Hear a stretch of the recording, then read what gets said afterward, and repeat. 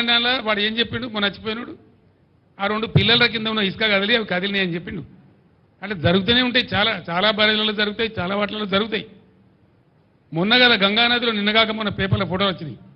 గంగానది మీద బ్రిడ్జ్ కడతామంటే పటాన కూలిపోయింది. ఆడ నదులలో ఇసుకలో జనరల్గా జరుగుతాయి. ఎవడో ఒక చిన్న ఇంజనీర్ లోపమో ఒక మెయింటెనెన్స్ లోపమో దానికి ఎంతో ప్రళయం బద్దలైనట్టుగా ఒకటే పని కట్టుకొని ఆడికి యాత్రలు పెట్టి మాత్రలు పెట్టి పెద్ద కథ చేసి ఇంకా ఇప్పటికి కూడా ఆ పిచ్చికాలలో ఉన్నాయి కావాలి. అందులో ఏమైనా ఇంటికి దొరుకుతుందేమో, తోక దొరుకుతుందేమో, గుట్ట కడతామేమో అనే ఉద్దేశంతో ఓ పిచ్చి విఫల ప్రయత్నంలో ఉన్నారు తప్ప రైతాంగాన్ని ఆదుకోవాలి, మంచినీళ్ళకి బాధ వస్తుంది, రైతులను కాపాడాలనే ఆలోచన చేయలే. వృధాగా పారే నీళ్లను ఒక చిల్లర కుట్ర మనసులో పెట్టుకొని వదిలిపెట్టింది కాబట్టి పోయింది. ఇప్పుడు కూడా పొద్దున నేను మగ్దుంపూర్లో మాట్లాడినా, ఈ దద్దనలకు చేత కాకపోతే 50,000 మంది రైతులు నెంబడేసుకొని వీళ్ళని పండబెట్టి తొక్కుకుంటూ పోయి మేడిగడ్డ కాడ కుర్చేసుకొని కూర్చొని నేను నింపుతా మళ్ళీ ఇవన్నీ రంది పడకుండా అని చెప్పిన నేను. చేసి చూపిస్తాం. గోదావరిలో నీళ్ల ప్రవాహం మొదలైన తర్వాత బరాయితో సంబంధం లేకుండా నీళ్ళు లేపచ్చు. మళ్ళా మిడ్ మానేరు కలకల్లాడుతుంది, లోయర్ మానేరు కలకల్లాడుతుంది. తక్కువ పడితే ఎస్ఆర్ఎస్పీకి ఇయ్యచ్చు. ఎత్తాల నీళ్ళు ఇప్పుడు ఈ ప్రభుత్వం ఇది దీని పేరు చెప్పి దాని పేరు చెప్పి ప్రజల నోట్లో మట్టి కొడతామంటే ఇక చూస్తూ కూర్చోం. మనం కొత్తగా ఎలక్షన్ తర్వాత కాబట్టి కూర్చున్నాం, మౌనం పట్టాం. కానీ నేనే పోతా గోదావరిలో 20,000 క్యూసెక్లు దాటిన తర్వాత వీళ్ళు నీళ్లు ఎత్తడం ప్రారంభించకపోతే నేనే ఒక 50,000 మంది రైతులు వేసుకొని పోతా. తొక్కి వీళ్ళని పండబెట్టి తొక్కి ఆ మూటలు నడిపిస్తాం. మేము ఊరికే గైడే చేతులు ముడుచుకొని లేం, ఉండం కూడా. ఇవన్నీ అవకాశాలు ఉండంగా వీటిని పక్కన పెట్టి ఏదో మెరమెచ్చకాలు చెప్పి రోజుకో స్టంటు కొట్టి కథ చెప్పి కాకరకాయ తోకరకాయ మాటలు చెప్పి అన్ని కాయగూరుకుడు మాటలు మాట్లాడి ఇదా రాజ్యం నడిపే పరిస్థితి. ప్రజలు లేరు, వాళ్ళ బాధలు లేరు, యాదవులు లేరు, దళితులు లేరు, ఓవర్సీస్ స్కాలర్షిప్ లేదు, మంచినీళ్ళు లేవు, సాగునీళ్ళు లేవు. అన్నిటిని మించి సిగ్గుపడాల్సిన విషయం ఏంటంటే హైదరాబాద్లో మొత్తం రాష్ట్ర వ్యాప్తంగా పేదలందరి ఇళ్లలో నల్లా ఉండాలనేటువంటి ఒక అద్భుతమైనటువంటి ఆలోచనతో ₹1 ఒకటంటే ఒకటే రూపాయికి మీ ఇందిరమ్మ రాజ్యంలో మీ కాంగ్రెస్ రాజ్యంలో మీ ముండమోకాలకు ఎన్నడూ ఇయ్యలే మీరు. మేము పేదల కోసం అని చెప్పి ఒకటే ₹1 నల్లా ఇచ్చి రాష్ట్ర వ్యాప్తంగా కూడా ప్రతి ఇంట్లో నల్లా పెట్టించినాం.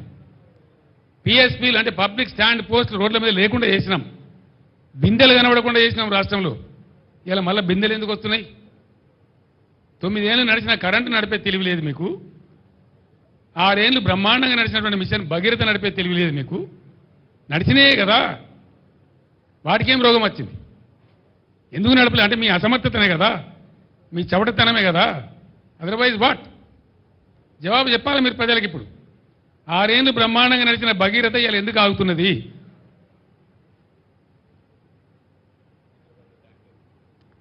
హైదరాబాద్లో మళ్ళీ ట్యాంకర్లు ఎందుకు వస్తున్నాయి? ట్యాంకర్లు ఎందుకు కొంటున్నారు ప్రజలు? ఇవాళ ఆ కర్మ ఎందుకు పట్టింది ప్రజలకు? Government must answer. మేము 20,000 లీటర్లకు ఫ్రీ పెట్టినాం హైదరాబాద్లో. హైదరాబాద్ నుంచి వచ్చిన జర్నలిస్టులకు మీకు కూడా తెలుసు, 20,000 లీటర్స్ ప్రతి ఇంటికి ఫ్రీ పెట్టినాం. ఇలా బిల్స్ వస్తూ ఉన్నాయి వాటికి ప్రజలకు. ట్యాంకర్లు కొనుక్కోవాలి ఒకటి, ఆ 20,000 లీటర్లు కూడా బిల్స్ వస్తూ ఉన్నాయి. నేను డిమాండ్ చేస్తా ఉన్నా, చీము నెత్తురుంటే ఏమైనా పౌరుషం ఉంటే రెఫరెండం అని మీరు అన్నారు. హైదరాబాద్ ప్రజలు మీకు కర్రు కాల్చి వాత పెట్టకముందే మేల్కోండి ప్రభుత్వ పెద్దలారా, ట్యాంకర్లు ఫ్రీగా సప్లై చేయండి.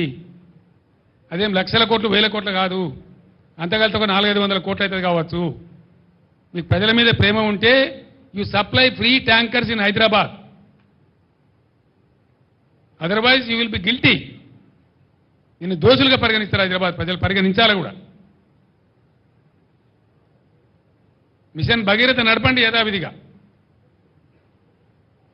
మీరు అసలు రివ్యూ చేస్తున్నారా? పొద్దున మాపున రివ్యూ చేయాలా? సీఎంఓలనే ఒక అధికారి ఉండాలా? ప్రజల తాగునీళ్ళు అంటే మీకు తమాషా ఉందా? ఎందుకు ఎండబెడుతున్నారు ఇలా వాళ్ళ గొంతులు? నీళ్ళు లేకనా? స్కీమ్ లేకనా? బంగారం లాంటి భగీరథ స్కీమ్ నాకు దాన్ని వాడకుండా ఎందుకు ఇట్లా చేస్తున్నారు? కాబట్టి అది వెంటనే దానిలో ఏమైనా చిన్న పెద్ద ఉంటే సవరించి మిషన్ భగీరథ ఫుల్ ఫ్లెడ్జ్డ్ నడపాలి. ప్రతి ఇంటికి నీళ్ళు ఇవ్వాలి. హైదరాబాద్లో ట్యాంకర్లకు గవర్నమెంటే ఫ్రీగా సప్లై చేయాలి. లేకపోతే అది కూడా రెఫరెండం కిందకే వస్తుంది. బీ కేర్ఫుల్, జాగ్రత్త.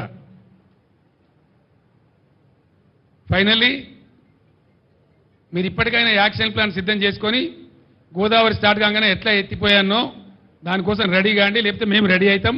ఎట్లా చేయాలో మేము చేస్తాం, మేము చూపిస్తాం ఆ తమాషా మీకు. రణరంగమైన మంచిదే రాష్ట్రం. తర్వాత మేము డిమాండ్ చేస్తూ ఉన్నాం, వెంటనే ఎన్యూమరేషన్ మీరు స్టార్ట్ చేయాలి. ఎండిన పంట ఎండింది, కారణం ఏదేమైనప్పటికీ ఎండింది. రైతులు నష్టానికి గురైనరు, పెట్టుబడి పెట్టి నష్టపోయినరు, వాళ్ళు దుఃఖంతో ఉన్నారు. వాళ్ళు దుఃఖంతో ఉన్నప్పుడు వాళ్ళ కన్ననీళ్లు తుడవడం ప్రభుత్వ బాధ్యత. It's the responsibility of the government. It is more than A natural calamity, it's a man made calamity, government made calamity. కాబట్టి మీరు తప్పకుండా 25,000 ఎండిన ప్రతి ఎకరానికి రైతులకు నష్టపరిహారం ఇచ్చి తీరాలి. అప్పటిదాకా మిమ్మల్ని వెంటాడతాం, వేటాడతాం. రేపు మా పార్టీ నిరసన దీక్షలు కూడా ఉన్నాయి. తర్వాత ఖచ్చితంగా 500 రూపాయలు ప్రతి పంటకు బోనస్ ఇవ్వాలి. రాష్ట్రంలో పండిన ప్రతి పంట కొనాలి. మేము జొన్నలు కొనం, అవి కొనమంటే పంట కలవదు బిడ్డ. మీరు అన్నిటికీ బోనసులు ప్రకటించండి, ఇక మొత్తం కొంటామని కాదు. అవి గోల్మాల్ చేసే కదా మీరు ఓట్లు తీసుకున్నారు. అందుకే మీరు ఓట్లు తీసుకున్నారు కాబట్టి మీరు లత్కోర్ వాగ్దానాలు చేసి మీ ఇష్టం వచ్చినట్టు మీ నోరు ఎంత వస్తుందంత చెప్పి చేశారు. కాబట్టి వెంటనే బ్యాంకులతో మీటింగ్ పెట్టాలి, రుణమాఫీ మీద స్పష్టత ఇచ్చి మీరు కిస్తీలు కడతారా, సస్తారా, బతుకుతారా, ఏం చేస్తారో రైతులకు బ్యాంకుల నుంచి ఇబ్బందులు రాకుండా చూడాలి. ఒకటి. రెండవది 500 బోనస్ ఇవ్వాలి. ఇవ్వకపోతే పులుల్లాగా మీ గొంతు కరిసి చంపుతాం, జాగ్రత్త అని మనవి చేస్తా ఉన్నా. వదిలిపెట్టాం. 3-4 నెలలు ఎందుకంటే కొత్త గవర్నమెంట్ వస్తే మేము ఓర్వలేక అంటున్నాము, ఓర్పుమాలతనానికి అంటున్నామని అంటారని ఓపిక పట్టినాం ఇన్ని రోజులు. కేసీఆర్ ఎల్లుండికి ఆగడు, సమస్య లేదు. ఒక జిల్లా 2 జిల్లాలు కాదు, ఎక్కడ రైతులకు కష్టం ఉంటే అక్కడ గద్ద లెక్క వాల్తా మీ సంగతి, మీ భర్తమేందో తేలే విధంగా 100కు 100% మీద పోరాటం చేస్తాం. ఈ పోరాటం ఒక రోజుతోనో, ఒక పూటతోని, ఒక తమాషతోనే అయ్యేది కాదు. సమస్యలు పరిష్కారం అయ్యేదాకా ప్రజల పక్షాన ఉండడమే మా బాధ్యత. మేము ప్రధాన ప్రతిపక్షం ఈ రాష్ట్రంలో. 100% మాకు ప్రజలు అదే పాత్ర ఇచ్చిండ్రు. కాబట్టి ఆ పాత్రకు పూర్తి న్యాయం చేస్తాం. మీ మెడలు వంచుతాం, ప్రజలకు న్యాయం చేస్తాం. మీరే రెఫరెండం అని చెప్పిండ్రు. ఆ ప్రకారం చేనేత కార్మికులకు ఏం సమాధానం చెప్తారో చెప్పండి.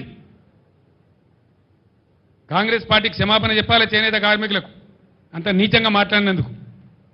వాళ్ళకి ఆర్డర్లు ఇవ్వాలి వెంటనే, తర్వాత పాత బకాయిలు చెల్లించాలి వెంటనే, లేకపోతే ఊరుకోం, లీగల్ బ్యాటిల్ కూడా పోతాం.